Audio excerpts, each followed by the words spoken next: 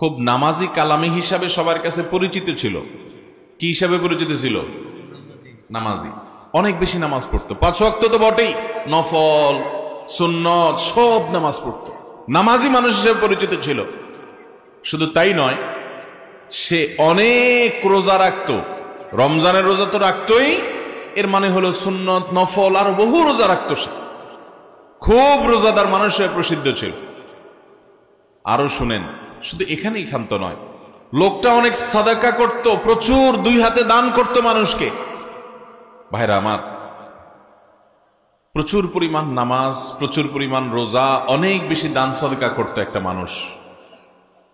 এই কাজগুলা কি ভালো কাজ না ভালো কাজ না? নামাজ পড়া তো পড়া, আবার অনেক নামাজ পড়া, রোজা রাখা তো রাখা, আবার অনেক পরিমাণে রোজা রাখা, দান করা তো করা, আবার প্রচুর পরিমাণে দান সাদাকা করা।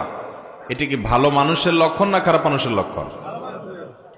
সাহাবায়ে কেরাম বলেন, হে আল্লাহর রাসূল, অনেক নামাজ রোজা অনেক দান সাদাকা করলেও এই লোকটার একটা অসুবিধা ছিল, যে তার পাশের বাড়ির লোকদের, পাশের ঘরের লোকদের, পাশের ফ্ল্যাটের মানুষদের, পাশের বিল্ডিং এর মানুষদের, প্রতিবেশী যারা ছিল তাদের সাথে তার সম্পর্কটা ভালো ছিল না, তাদেরকে একটু কষ্ট দিত।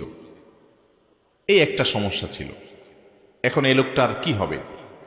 আল্লাহ তাআলা তার নবী সাল্লাল্লাহু আলাইহি ওয়াসাল্লামের কাছে ওহী পাঠান জিবরিলের মাধ্যমে।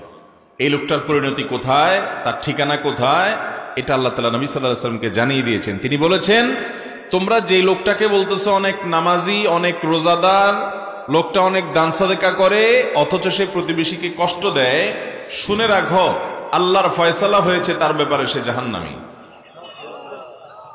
আল্লাহু আকবার। এরপরে সাহাবীরা বলেন, হে আল্লাহর রাসূল, আরেকজন মহিলা আছে, এটা তো পুরুষ, আরেকজন মহিলা আছে, এ আল্লাহর বান্দি, খুব বেশি নামাজ কালাম, খুব বেশি রোজা, খুব বেশি দান সাদাকা করতো, এরকম কোন প্রসিদ্ধি বা পরিচিতি নাই মানুষের মাঝে। ফরজ নামাজগুলো করত, ফরজ রোজাগুলো রাখতো, ফরজ দান করত, অর্থাৎ মৌলিক বিষয় তো ঠিক ছিল, কিন্তু অতিরিক্ত খুব বেশি করতেন, এরকম প্রসিদ্ধি, এরকম সুখ্যাতি, এরকম প্রশংসা মানুষের মুখোমুখি ছিল না। সাধারণ মানুষ বলা যেতে পারে। কিন্তু ভদ্রমহিলার